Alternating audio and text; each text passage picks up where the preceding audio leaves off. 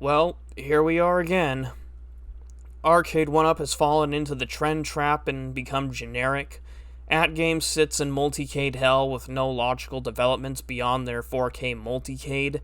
The likes of Iconic Arcade have debuted with incredible promise, but currently nothing to really show, not even a sponsored review.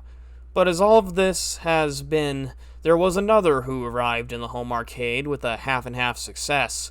Basicfun's Arcade Classics line. So with 2025 coming to a close in 2 very short months, holy cow, I wanted to give my ideas for what I would like to see in 2026 from Basicfun's Arcade Classics. So despite their difficulties with WrestleFest, due to legal issues that couldn't be helped, let's go ahead and get right in to number 5.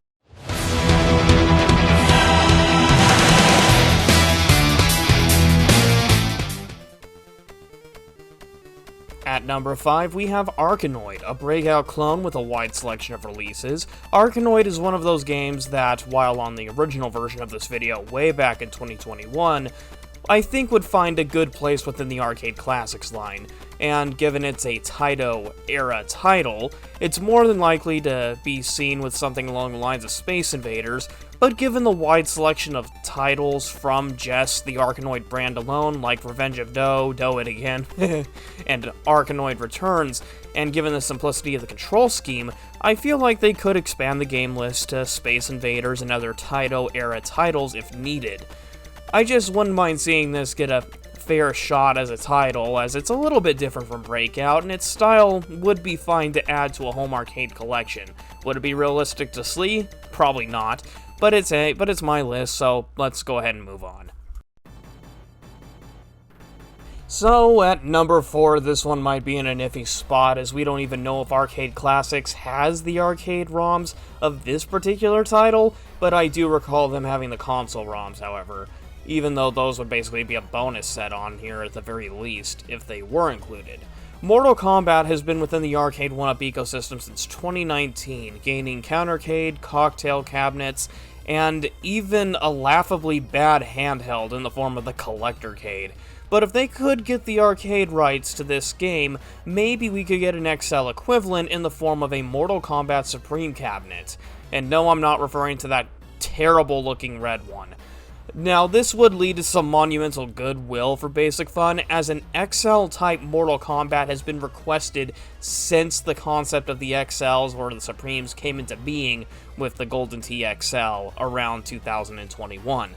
And while I would have preferred to get the sports games at some point, they probably would have suffered from the same complaints as WrestleFest here too, and just wound up being maligned for it. Otherwise, the game list for a Mortal Kombat Supreme would be pretty simple. Just the main Mortal Kombat arcade trilogy would be a given, including the original Mortal Kombat 3, and while some other midway games like Bosconian would be great to see, I think adding the Dreamcast version of Mortal Kombat 4, known as MK4 Gold, wouldn't be a bad idea. It adds characters and improves a little bit of the cutscenes. Now, I guess this could be seen as a bonus game, but I think it'd be a great selling point, and in my eyes it could work. Of course, they could recycle 1-Up's game list, but I kind of feel like just focusing on the Mortal Kombat games could allow for good Wi-Fi multiplayer down the road. Now, whether that's in 2026 or later, however, I honestly can't say, but we can hope for the best if this one ever does happen. Continuing down the Midway tangent at number 3, we have Hydro Thunder. Hydro Thunder was a boat racing game released at the pinnacle of Midway's 3D arcade lifespan, and the game looks and sounds so cool. It released on consoles and a Tiger handheld? Yeah, that looks as gross as you think. And why I would like to see Basicfun tackle this game largely comes down to one thing. The Thunder Trilogy are a pretty iconic series of racer games that wouldn't need much in the realm of licensing. Hydro Thunder could be baked in with Off-Road Thunder fairly easily. Arctic Thunder is another one with a fairly similar control scheme, but not much. They would have to rework it a little bit to work with the steering wheel, but otherwise I feel like it wouldn't be too difficult to emulate these, although they could alternatively use the console version of Hydro Thunder instead if necessary.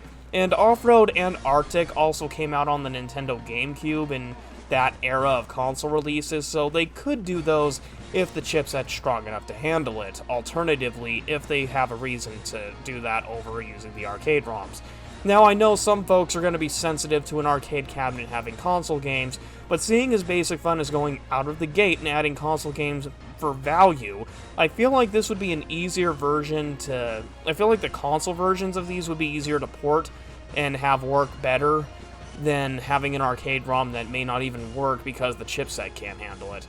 But really, I just want to see a racing game outside of Fast and Furious as well that could stand up to it, as Arcade 1-Up has had stuff like Sega Outrun, Ridge Racer, and Fast and Furious.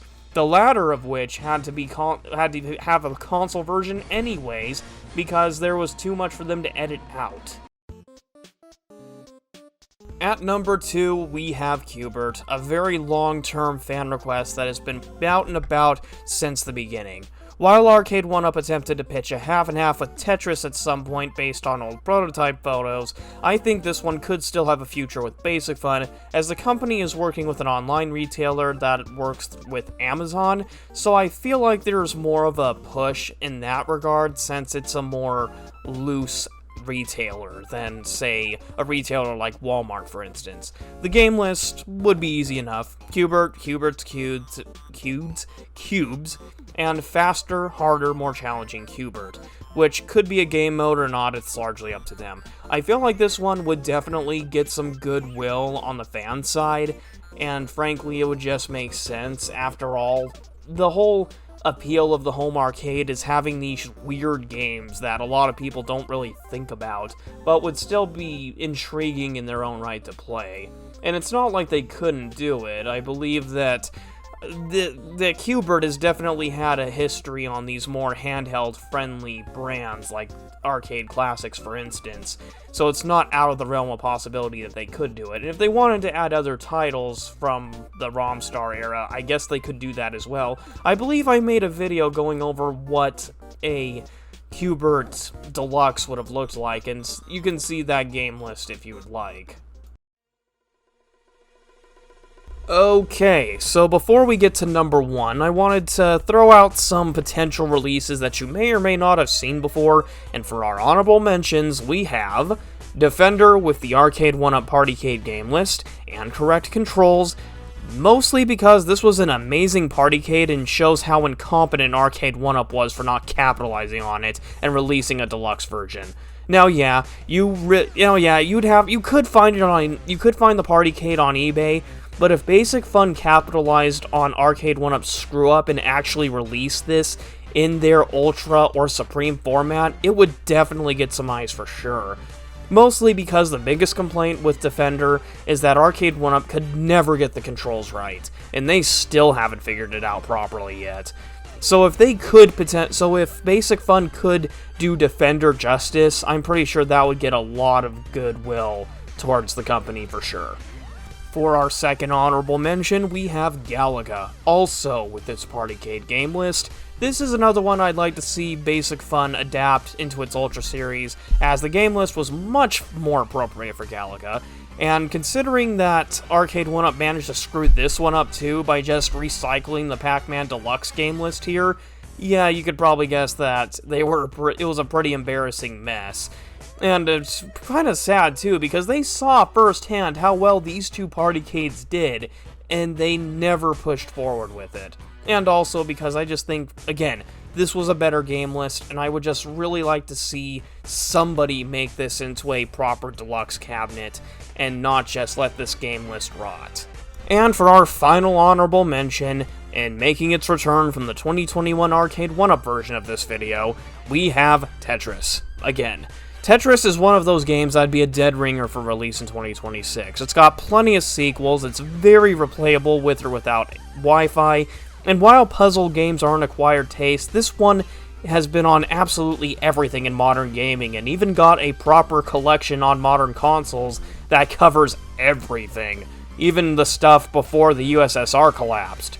So putting it on an Ultra or Supreme cabinet would make the most sense. Arcade 1UP did also attempt to pitch this for that half and half as mentioned earlier, but if Basicfun already has the rights to this one, I'd say it'd probably have a good shot at release. As simple as it is, I think it'd be worth the trouble. The game list would be a pretty easy one. Atari Tetris, Tetris Plus 1 and 2, as those are a Jailco thing, and Tetris the Grandmaster 1 through 3. And if Sega plays ball in some capacity, their version of Tetris would also be a pretty cool inclusion. I believe the Genesis version showed up on the Genesis Mini, so that would be a good alternative as well. Not to mention the countless bonus console releases they could include as well. I just really wouldn't mind seeing a puzzle game actually get a home arcade release, even if it does wind up just being a countercade thing. I just want to see Tetris come back in this arcade style, just to see how it would play. At number 1, I'm sure this probably feels familiar to you if you saw the original video, but this is probably the most requested release for the home arcade. Smash TV is a major fan request that's been there since the beginning. The iconic nature of this top-down shooter has got it, and the constant request for Arcade 1UP, and while the company did pitch it with Robotron 2084 and 2 other titles, Arcade 1UP staying at retail likely caused this to be refused. So how could Basicfun do it?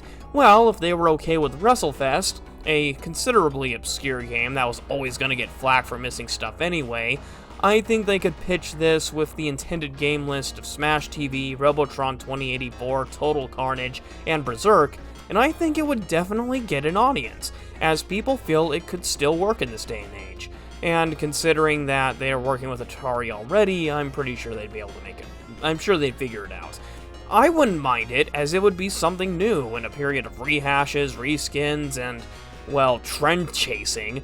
This would be refreshing, to say the least. And admittedly, I kinda think it could have had a fair shot at release if they actually just, did it, and just quit making excuses like all the other home arcade brands seem to be doing lately. And there you have it. Those are my ideas for Basicfun to potentially adapt in 2026. So what do you hope to see from the brand in next year and potentially later? Did WrestleFest scare you off? Leave your thoughts below, and we'll see you all next video. Thank you for watching, and have a good one. Special thanks to Huey Holmes and Icaro Fantoka, Constorm's YouTube producers.